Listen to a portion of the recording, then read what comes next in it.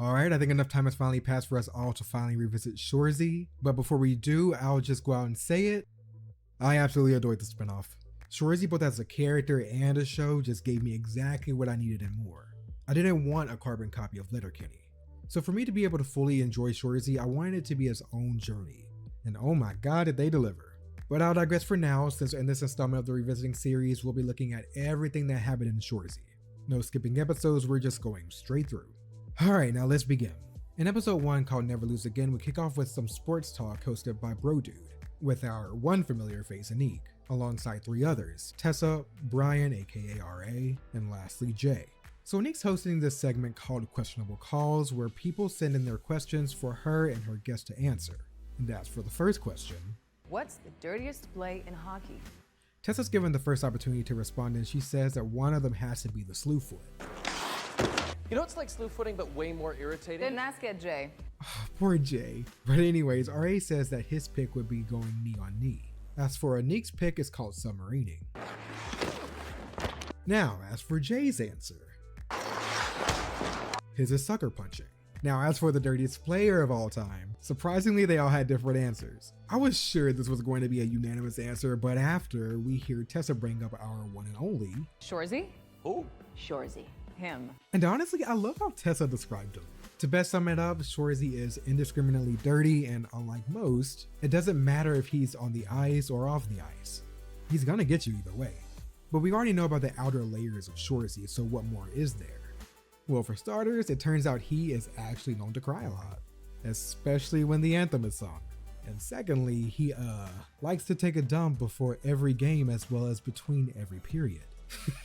Before we move away from the cold opening, there is one other thing that Tessa says that has me dying since we see it in action so often throughout the season. He does this thing that just drove me nuts during interviews too, where he'd ask a question, then right after he'd go, huh? Huh? Don't you think hockey's getting a little soft? Well, Huh? Je comprends. So yeah, as we all know, Shoresy took his leave from the town of Letterkenny, but where did he go? Well, he went to Sudbury, Ontario, a town that Tessa notes of being one of the toughest towns one will ever be in. Unfortunately, there's not a massive hockey scene there. So little in fact that there are only 3 other teams in the senior league. Okay, now moving away from the cold opening, we cut to an 0-5 scoreboard after the 3rd period, and Shoresy's team is having a meeting in the locker room. Their coach Michaels tries to up their morale by saying that the team that they're going up against has been a team longer than they have, but that being the case, they are putting up a good fight against them. He goes on to say that they only have one more shot this season to beat them, and in the process they'll get them back for this loss. And as for what Shoresy has to say, this team is so fucking bad. I will never get tired of how straightforward he is. But in regards to their current situation, he simply says that he never wants to lose again. You seem to have answers to everything, so enlighten me. Teach me something. Oh, teach you something? Yeah, teach me something. There it is. Sanguinet tries to de-escalate the situation, but as I think we all know, that's next to impossible when involving Shoresy. Instead of actually being helpful, Shoresy, out of frustration, chirps at him instead. He decides to divulge his buddy's sexcapades involving Michael's girlfriend. He then goes on to reveal that Sanguinet got an underwater squeezer from her at Wasaga Beach. And the only reason why Shoresy didn't as well is because he was taking an aqua dump at the time. Michael then storms out of the locker room, then we jump to the next scene, with Shoresy and Sanguinet stopping by the general manager's office. Her 2 assistants Zig and Meek tells him that the GM wants to see Shoresy at the Colson. But before we go over there, Zig and Meek reveal that Michaels came to them about folding. And of course, it's only safe to assume he wants to do this after hearing about what happened at Wasaga Beach. Before all this stuff about his girlfriend came out, he was still enthusiastic about the final game. But yeah, Shoresy kinda sorta helped him burn that bridge. So anyway, how does Shoresy feel about this development? I said, do you think it's funny? I don't think anything's funny. I'm trying not to cry. Don't cry, my guy. Shut the fuck. Why would you cry? We just got pumped 5 goose for the 20th loss of the campaign. I think the only reason I'm not crying is because I already cried a little bit. And then fix your makeup, bitch. Jim wants to see you at the Colson.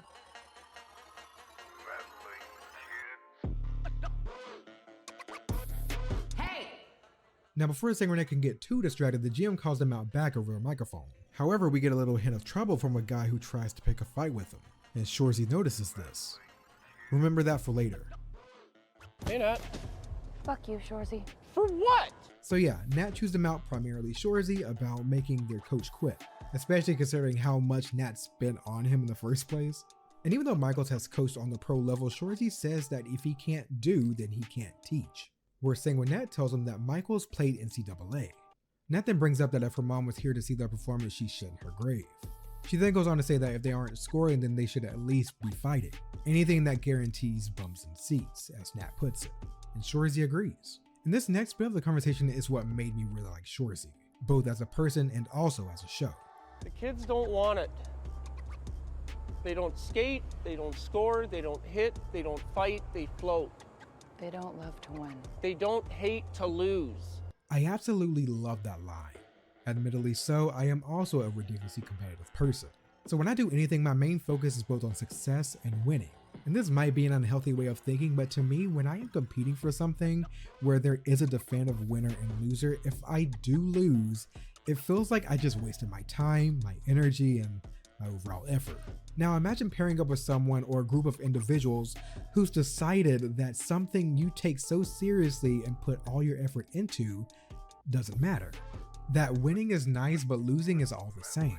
So taking that into consideration, I understand why Shoresy and Nat are angry about their team's current state. The team, as they are now, aren't on the same wavelength as they are in terms of competitiveness. But anyways, back to the scene, Shoresy compliments Nat by saying that her hate for losing is why she's considered a sniper. And I only bring this up because here is where we get further confirmation on Shoresy's taste in women. Oh, you think I'm a sniper? To a lot of guys. To me, you're a bit young. But I hear dudes say Nat's a sniper all the time. Shut up, dude. Like if I had a Sudbury big nickel for every time I heard a dude say Nat's a sniper, right, I have a 20 spot. That it? Do the math.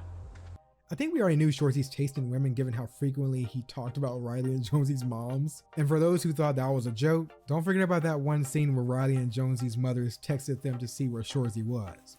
After they're done talking, Shoresy goes back inside and pays the guy who was taunting Sanguinette a visit. He spots him going into the bathroom, then follows him inside. Moments later, Shoresy exits the restroom and we see the guy knocked out on the floor after Shoresy gave him a potty kiss. But later on, we see Shoresy reffing high school hockey and he chirps the absolute living mess out of these kids. I love to show it, but oh my god, the copyright. Now what comes after the chirping is what's important here. Shoresy is told his team is folding despite the conversation he had with the GM behind the Coulson. And hearing this, he then goes back to the GM's office with Sanguinette waiting for Nat to arrive. If we're gonna fold, can you please tell me now? Why? Because if I'm gonna cry, I want to be in and out of it before Nat gets here. Pussy. Nat arrives and without wasting any time, she tells Shoresy that she fired Michaels because they're folding. And immediately upon hearing those words, Shoresy is on the verge of crying. And Nat tells him that her mom entrusted this position to her because she knew she cared. She then goes on to share that she just wanted to put bums in seats so families can be together and watch the game like hers used to do. Even under their current predicament, Shoresy begs Nat not to fold the team. But with no wins, no fans, and now no coach, Nat asks what they're supposed to do if not fold. Where Shoresy says, Never lose again. He then says that since they've already lost Michael, Sanguinette will coach in his place. Though Sanguinette isn't happy about the idea of him coaching, he doesn't really make a fuss about it. Now as for Shoresy's plan is to use the money that would have gone to Michaels on 4 guys who can help secure wins. As for where will they live, they will just stay with Shoresy. It sounds like a tight squeeze, but I like seeing that Shoresy is willing to make sacrifices. Shoresy at this point triples down and says for a 3rd time that they won't lose again. And hearing this does make Nat feel better. Because if they really do never lose again, then they win the league. And with that in mind, she decides to go along with Shoresy's plan. But with that tells him one last thing. If they lose one more game, they fold. And seeing how serious she is lights a fire in Shoresy and he says, God, if you were about 15 years older, I'd Fuck think you, about Shoresy. it. I'd think about it. Okay, so now the last order of business is bringing in another sponsor as well as alerting the press, which she leads to Shoresy since he knows someone. And as we could probably expect, Shoresy and Nat waste no time pulling strings. Now as for Shoresy's meeting with the press, he already has one scheduled with the woman of his dreams, Laura Moore. But until then, Shoresy and Sanguinette are at the hockey arena. And he's still confident, but when it's shown that Sanguinette is still not confident about their chances, Shoresy tells him one simple thing. Sanguinette, Yeah? give your balls a tug. All in all, the first episode left a great taste in my mouth. Especially for TV shows, nothing beats a good first impression, but I didn't think I would enjoy Shoresy this much. I have a couple of other things I want to talk about for this show, but I'll wait until the end of the video, I think. So for now, let's just move on to episode 2. Veteran Presence. It's finally time to start recruiting, and the first person we get a glimpse of at the start of the episode is Dolo, but we'll get a full rundown of him in a little bit. The first person we formally meet in the debriefing is Brand Goodleaf, aka Goody. Shoresy reveals that Goody led the league, however it was in lacrosse, not hockey. That's right, so far we have 2 people flying out here to help them start winning, and neither of them play hockey anymore. And understandably so, Nat, Zeeg, and Meeg are all confused. Shoresy goes further into his background by saying that when he did play hockey, he was in Junior A and people wanted him to play pro back then. The only problem was that lacrosse gave him the opportunity to play in the National Lacrosse League.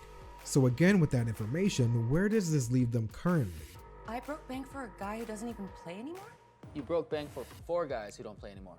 And Shoresy brings up a good point here and says that everyone's already on a team. So he had to think outside the box and find people who weren't already on a team who he knew were good at the time. Shoresy reassures Nat once more that they'll never lose again.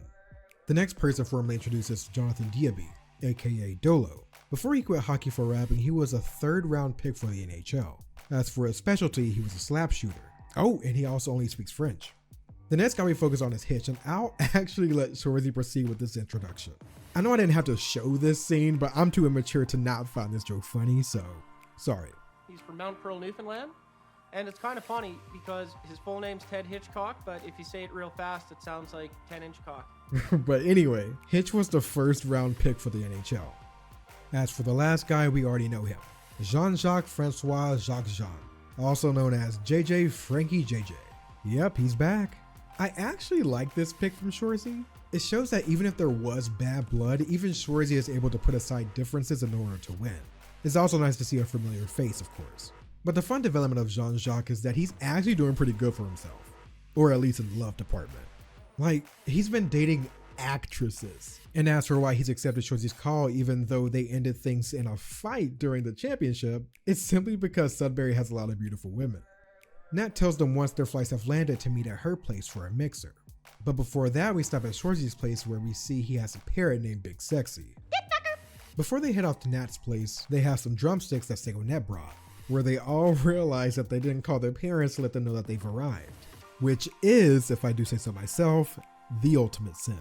But this scene is so adorable because all of them are speaking to their parents in the background, while Shoresy is also venting to his own parents about how the others neglected to do so the moment they landed. Shoresy then stops by to see Laura Moore, the reporter he's head over heels for. Can't you see I'm just completely taken by it? Like, I've never known a feeling like this. Let's assemble. Why are we doing this here when we could be over at 7-Star Dumpling House? It's in fucking bibimbap. How do they feel about never losing again? How do you feel about it? I don't care. Hey, you ever been sitting across from someone just trying to have a normal conversation, fighting every urge inside yourself to just scream out, yeah! Shut the fuck up. Y'all, I have no idea how many times I'm going to say this, but I absolutely love who Shoresy has turned out to be. And also how respectful he treats Laura, the only woman he's shown to be genuinely and romantically interested in.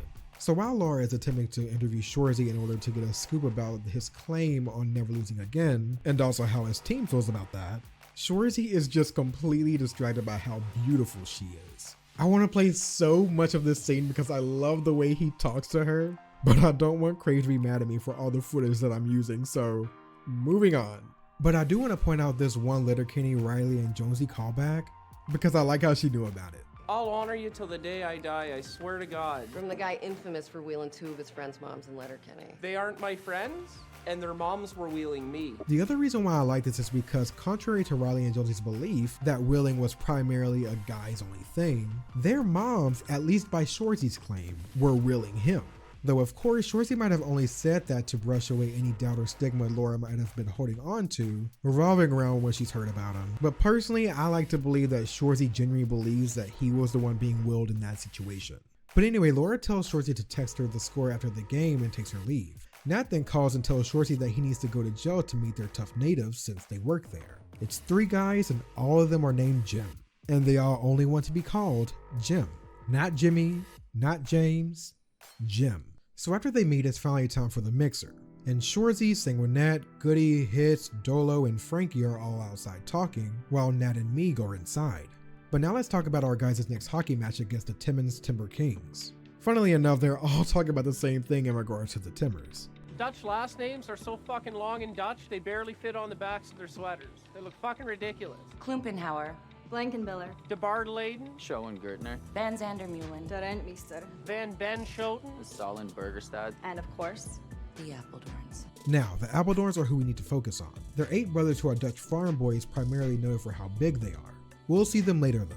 But for now, Zeke finally arrives with the guys' sweaters provided by their new sponsor, the Sudbury Blueberry Festival. So, with this new sponsorship, they had to rebrand into the, drumroll please, the Sudbury Blueberry Bulldogs.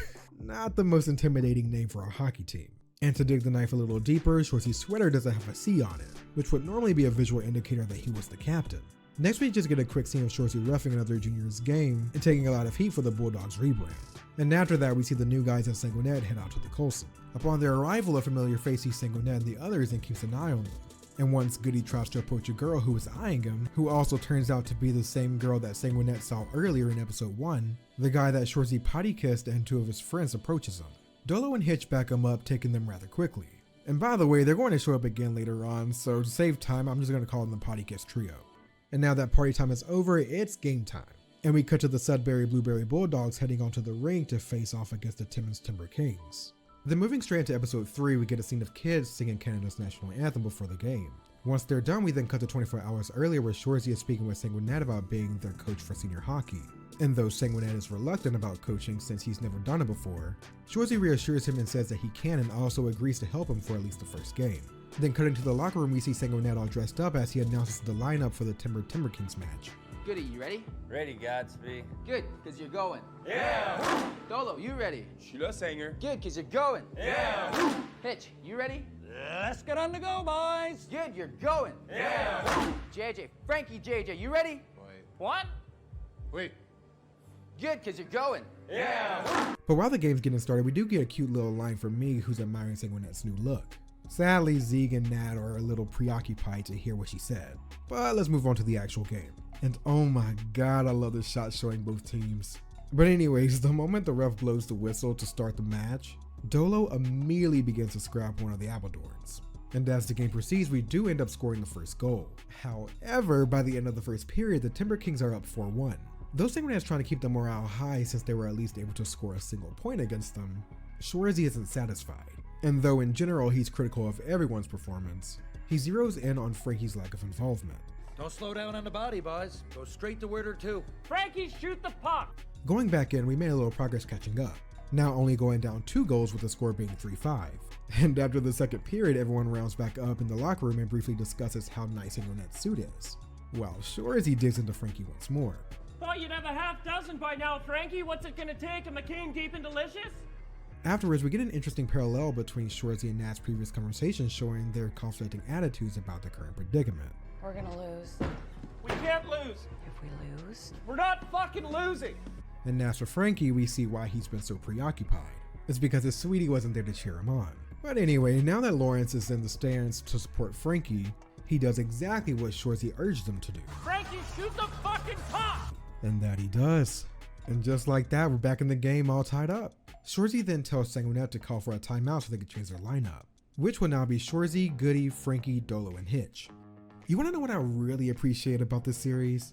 We get to see how good Shoresy is at making calls and also just how good he is at hockey in general. I think when watching Letterkenny, it's easy to forget that Shoresy actually knows what he's doing and is actually good at what he does. But anyways, back to the episode. So JJ, once that puck fucking drops, I want you to beeline it straight up the center past their D. Dolo, I'm gonna win it back to you. You flick it over everybody's heads. JJ skates into it.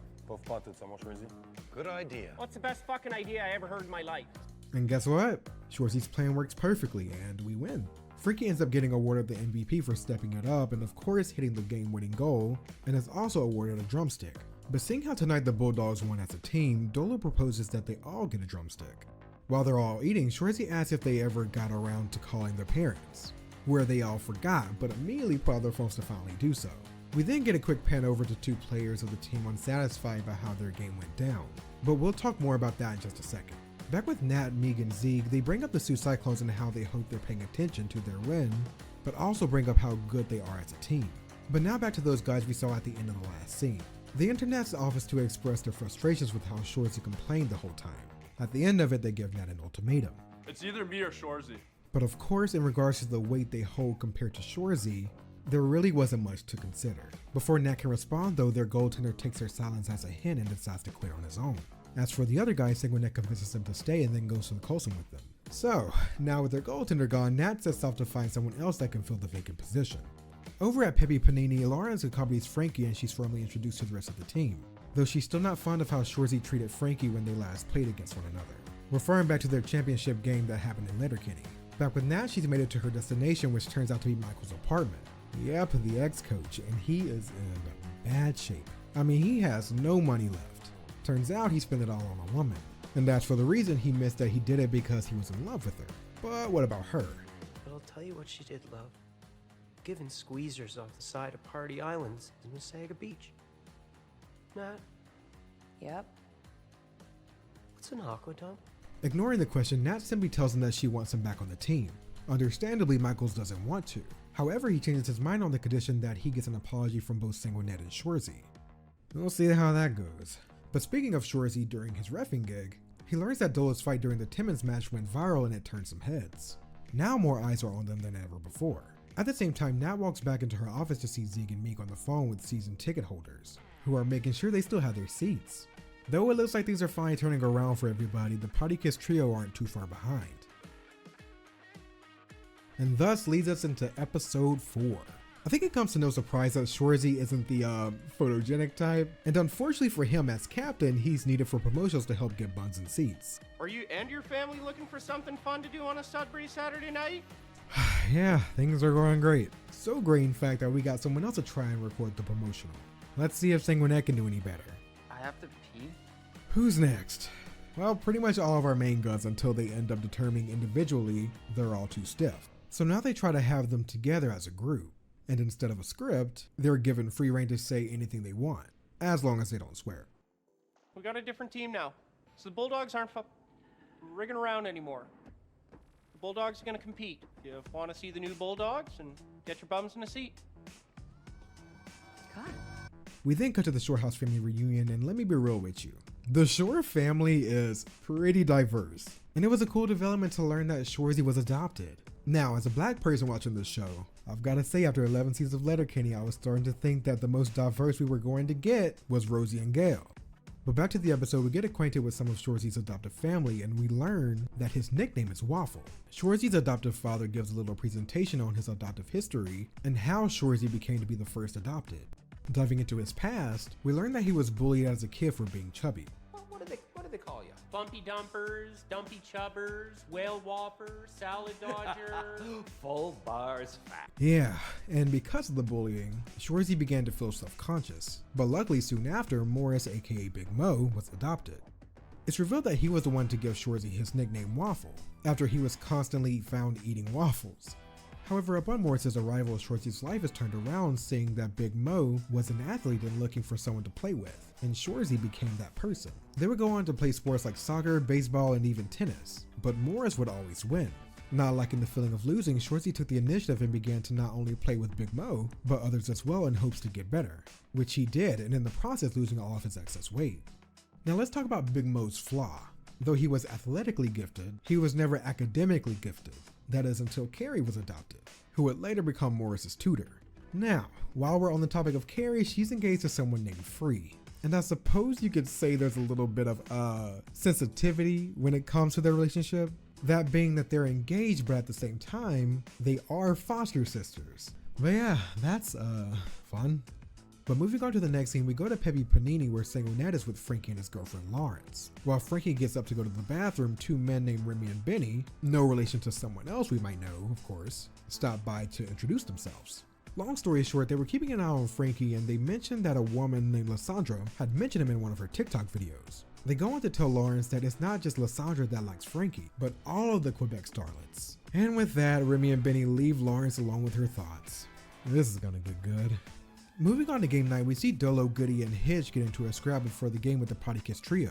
While that's going on, Lawrence is shown standing outside of the hockey arena and notices that Lysandra's car is also here. And cutting back to the scrap, Sanguinet finds them all fighting, and while he's running towards them, he gets tackled. As for what Shoresy's up to, he's actually already inside and he's spotted with none other than Laura Moore. Oh my god, no way. Laura Moore is the hottest girl in Sudbury, you fucking idiot.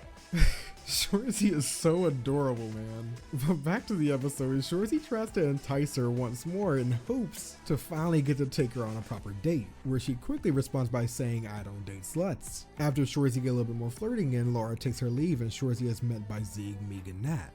They get on to him for showing up only 5 minutes before warm-up, and tell him since they're in senior AAA hockey, they should be in at least half an hour before warm-up.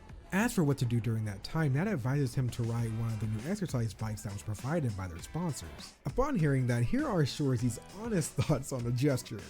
No one's gonna use this. I know. Not one player will use this. It's the thought that counts, I guess. This brings up an interesting subject on everyone's current workout schedule, or lack thereof. But moving on to more pressing matters, it's time to reveal to Shoresy that Mark Michaels is back. Of course, Shoresy isn't happy about his return, but that's not all. Nat needs him to apologize, as per her arrangement with Michaels. Unfortunately, that's the only way Michaels is going to stay. Shoresy then says that Michaels should be the one that apologizes to him. For what? For being such a fucking loser. Nat tells Shoresy to either apologize or they're going to have to fold. Zeke and Meeg reveal that since their goaltender quit, they need him. In the end, Shoresy does apologize. Well, I'm sorry. For what? I don't know. For the Party Island squeezer in Wasaga. I didn't get the squeezer from her. Sanguinette got the squeezer from her. Her brothers are super weird. God, but you are taking a fucking dump in the water. Everybody was taking a dump in the water. It's fucking Wasaga. Nat does end up getting Shoresy to apologize to his face, and that realistically is the best we're going to get, so we'll just leave it at that. As for trying to contact the rest of the team, Zeke and Meek have yet to hear back. And even moving on to game time, there's still radio silence from our boys. But luckily we do see the alley is empty, so at least we know the scrap is done. Once Nat tells Shoresy that the boys aren't there yet, he actually begins to worry, especially hearing that Sanguinette is missing as well.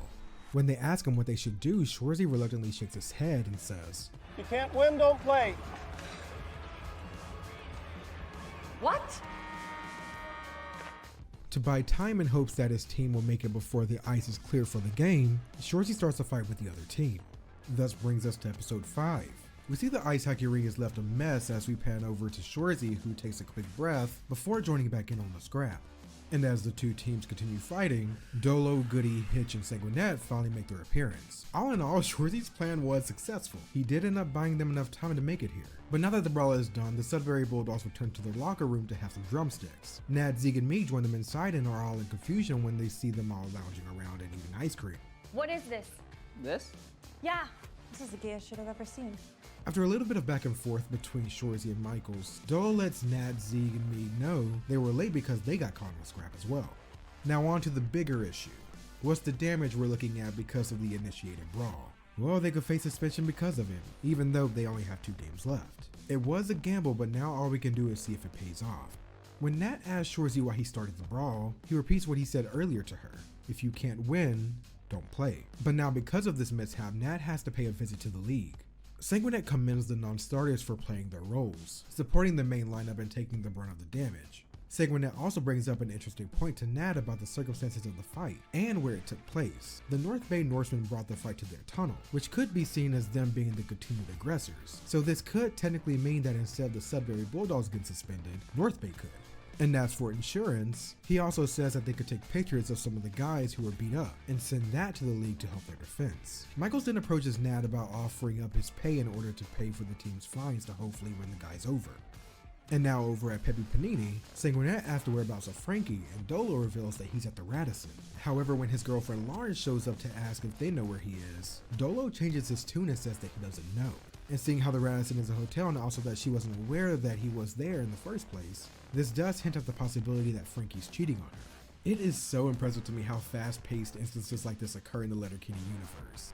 Like, this is a pretty important piece of information that's revealed about Frankie's character and how nonchalant and dismissive his friends and teammates are to his recent actions. But we move on so quickly from this point, and it literally took me longer to explain what happened than the actual scene itself.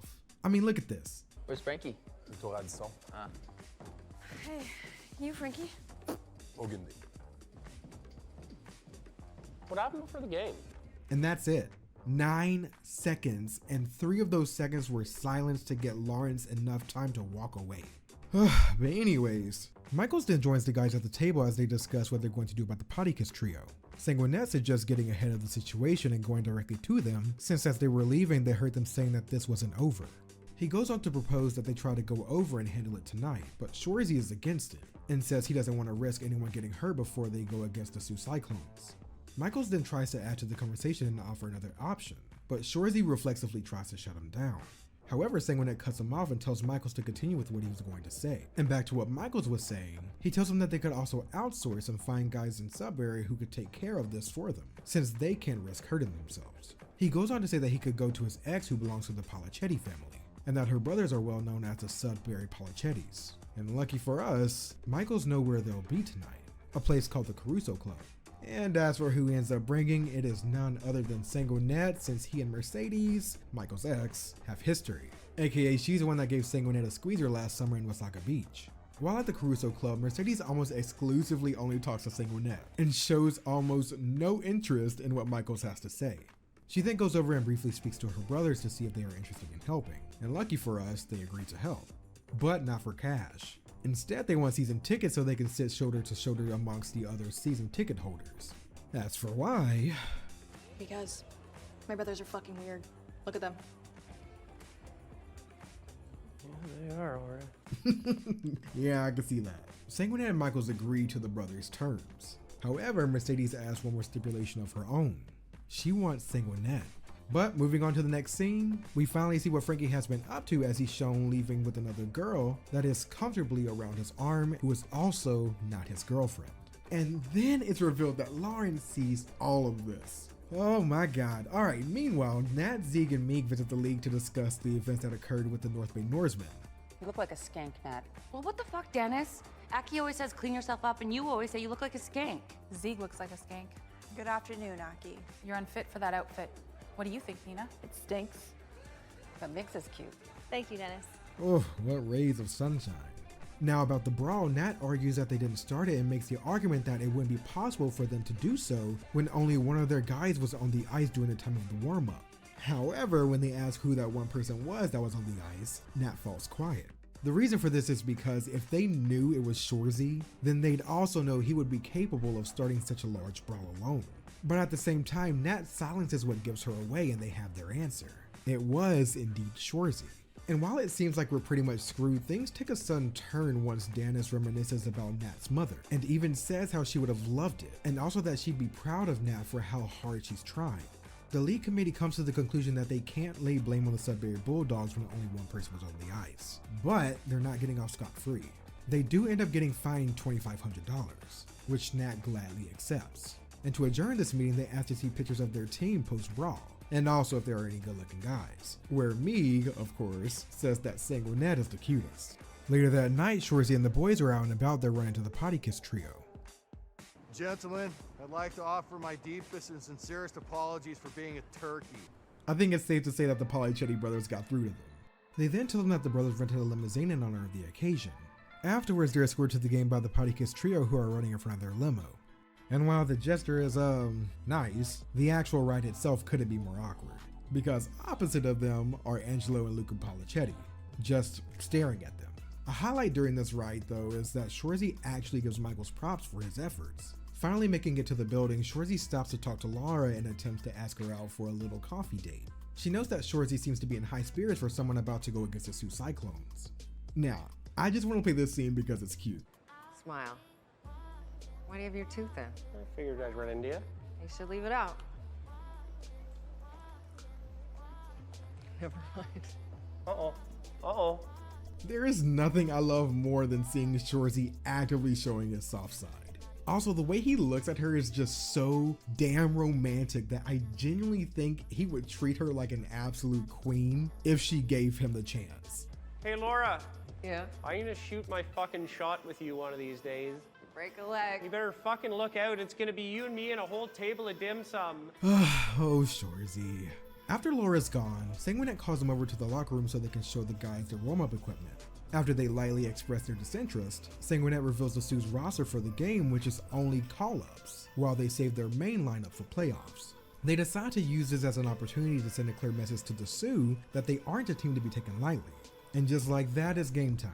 We've got bums in seats with the crowd riled up. Now all there's left to do is win, and we're off to a good start at a nice 4-0 lead at the end of the first period. Let's see if we can keep it up. We begin episode 6 with the Bro Dude segment where Nick discusses Shoresy with the other panelists and how the Sudbury Bulldogs are on a win streak after Shoresy declared that he would never lose again. But the main topic is, as the title of the episode suggests, don't poke the bear. With the Sudbury Bulldogs securing their win against their call-ups, their real challenge now awaits them. And what I mean by that is the Sioux's main lineup for the playoffs. However, the big question still remains. Who's the bear? The million-dollar question.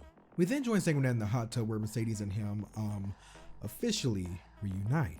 If you don't remember, this is part of their deal from last episode in exchange for getting help from the Polichetti brothers. Mercedes decides to recount how they first met, and we finally witness the legendary underwater squeezer that Sanguinet received last summer at Wasaga Beach. And of course, we can't forget the aqua dump. But anyway, back with Shoresy, while he's reffing, the Sioux are brought into discussion. For the most part, it seems like everyone is on the same page about how good the Sioux Cyclones are, and how the Bulldogs shouldn't have poked the bear. However, Shoresy makes it known that his team is the bear in this situation, and that the Sioux should have thought twice before using their call-ups versus a team on a win streak.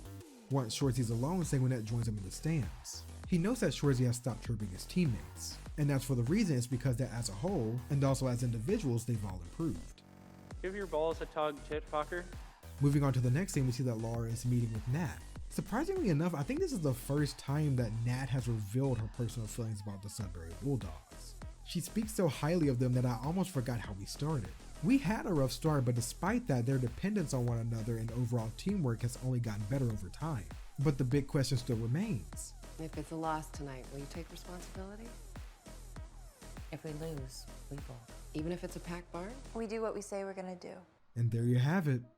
Moving on to Shoresy's place, he's only just made it back home, and it's revealed that we've got an unexpected guest. More specifically, Frankie does. And after hearing the moaning, Shoresy is curious who it is and finds an excuse to see for himself. Hey Frankie, I'm doing a Krispy Kreme run here. How about that, Shoresy? Yep. Right off the bat, he knows it's not Lawrence because she didn't have red hair. And speaking of Lawrence... JJ? Uh-oh. They try to stay quiet, but the knocking continues, so Shoresy gives up and lets her in. Understandably irritated, she asks where Frankie is and says that she knows that he's with Lysandra. If you remember, that was the girl Frankie was walking with his arm wrapped around her. And that was the same night Lawrence caught him cheating. And to ask for how she knew Lysandra was here without even seeing her, well, that's a simpler answer. It's because her Range Rover was still parked out front. Since Frankie doesn't come out initially, she calls for him again. A door does end up opening, but it turns out to not be Frankie, but Goody instead. Turns out he was hooking up with someone as well. And next to come out is Lysandra. She awkwardly greets Lawrence and tells her that she's a big fan of both her and also Frankie. Taken aback, Lawrence takes her leave, and while at the same time, Frankie opens the door and calls out to her. But before she leaves, You tell him to come get his Siamese cat because I'm leaving it outside my front door. we're then left in awkward silence as he goes after Lawrence. It's finally game night and they've got a huge crowd turnout. Nat's getting her bums in seats now, that's for sure. Sanguinet and Shoresy meet with the three gems to let them know that they've been amazing, but they won't be playing against the Sioux tonight. Though they're visibly not happy to hear the news, they understand and acknowledge that they won't be needed tonight. The gems do tell them though that if they do end up being needed, they'll be ready. Such good guys. We also see Dolo, Goody, and Hitch all three biking. And despite previous assumptions and impressions, all three of them actually end up liking it. Zeke and Meek then come in to ask where Frankie is since he's the only one not accounted for, but none of them have seen him since he left to chase after Lawrence. All they can say is that he'll show. Shoresy and Sanguinet then go to see Nat. For all their recent achievements, she gives Shoresy a new sweater. Of course, Shoresy thinks it's just another possible bad rebranding to please their sponsors, but this time it's special. What, the fucking Pepe Panini Portuguese Padangos?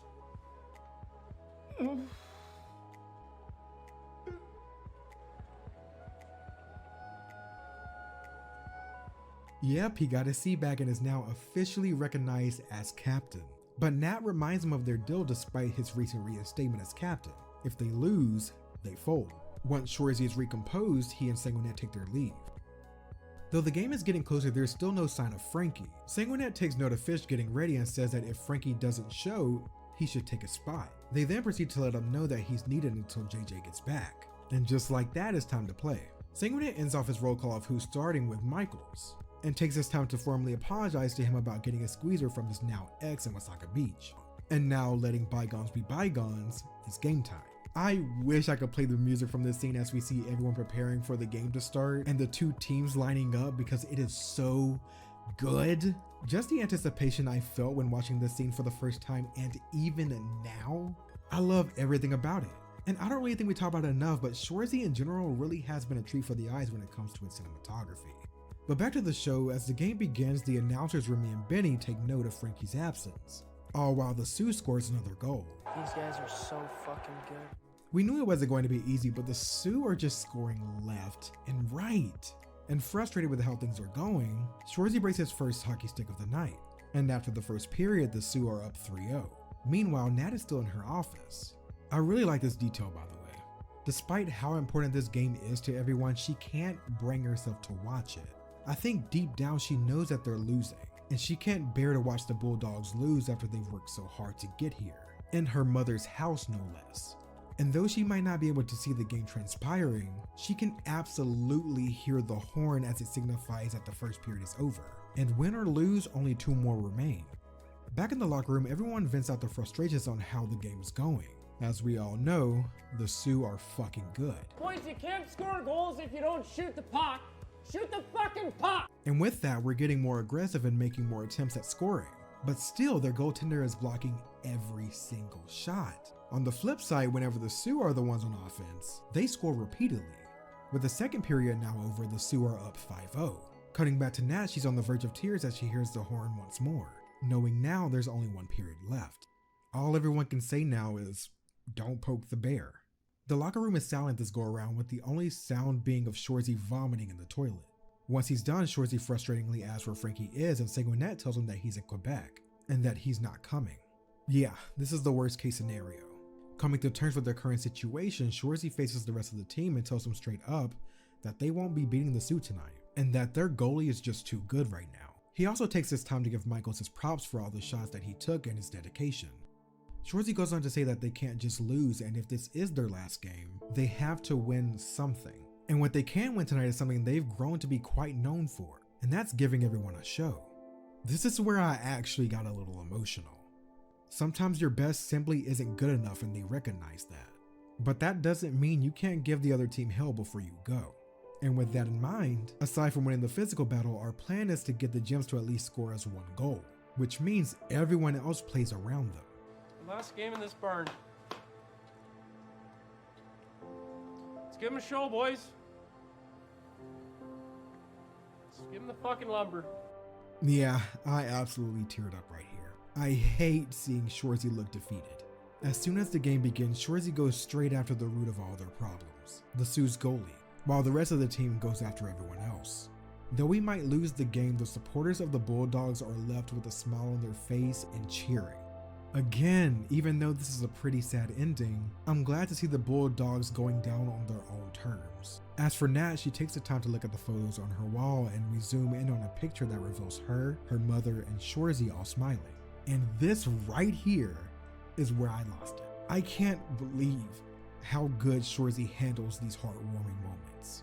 Nat then joins everyone and makes her way to the rink in time to see one of the Gems score the goal that they set to get by any means necessary. Despite this still being a loss, at least we still get on the board. And above all else, Nat gets to witness the happiness of the crowd that she and her family used to experience while watching a game. So again, despite the inevitable loss, she does end up getting what she really wanted. And as for the Bulldogs, they end up scoring a buzzer beater, now making the score 2-5, which is more than what they originally strove for. The Sudbury Bulldogs all then take to the ice and face their fans, showing their gratitude for their support. Nat, Zeke, and Meek also join them, and it's just such a beautiful scene. In the end, the Sudbury Bulldogs make their way back to the locker room, and they have some drumsticks while Fish, taking the place of Frankie, Goody, Dolo, Hitch, the Gems, and everyone else call their parents. If you remember back in episode 1, this was one of the things Shoresy got onto them for not doing. Meanwhile, we finally pan over to an empty space where Shoresy would be, and it's revealed that he's sitting along with Nat at the far opposite end.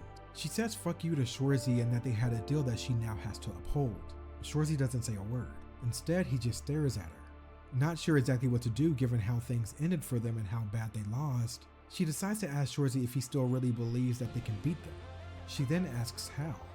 This is when we come back to the full conversation that we didn't get to hear when Shoresy asked where Frankie was, after he had finished throwing up. It's revealed that it was Sanguinette, Dolo, Hitch, and Goody's plan all along to all play like Shoresy. Let's get all the goddamn boys running around. Leave a motherfucking impression. Also during the plan, Dolo speaks English, for anyone who's keeping track. Up until now, Shoresy was under the impression that no one else thought about the future after this game, and that if they lost, they wouldn't care if that was it. But instead, it made everyone hungrier. If we lose, we fold. That was the deal. That's when you had one fucking guy on this team who said we'd never lose again. Now you got 16 of them over there in that dressing room. You got a barn full of fans who can't wait to see it. Nat asks again if he really thinks they can beat the Sioux. Shoresy reassures her and said that after that final period, the Sioux are different and will no longer want anything to do with the Gems after their two sons scores. Also, Frankie would be back. But there is one final question, people. So if I keep this team going, how are you gonna raise your game? What are you gonna do differently?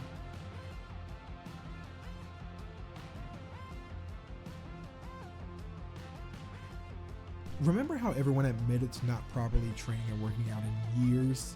Well, now it's time to put the work in. And that's the end of season 1. This season as a whole has been an amazing start to a spinoff. And now that season 2 is announced, I can't wait to see how everything goes for the Bulldogs. Now everyone is starting on the same page with the same goal. We all hate losing. We all experienced a tough loss. And now we all want to make sure that never happens again. I love the fact that we saw them all training outside as a team. Outside, during the nighttime, in the snow. That just shows the dedication and how serious they all are. All that's left is for us to take full advantage of this second chance Nat gave us and win the playoffs. It's a tall order, but if Shoresy believes that we can manage and the others alongside him do as well, I'm going to trust it like Nat is. But anyways, if you guys did make it this far, thanks for watching, and I hope you all are just as excited as I am for season 2 to drop. I just know it's gonna be a good time. But if you ever need a recap, I'll be here. You guys have a great day/night, and I'll see you next time. Subscribe.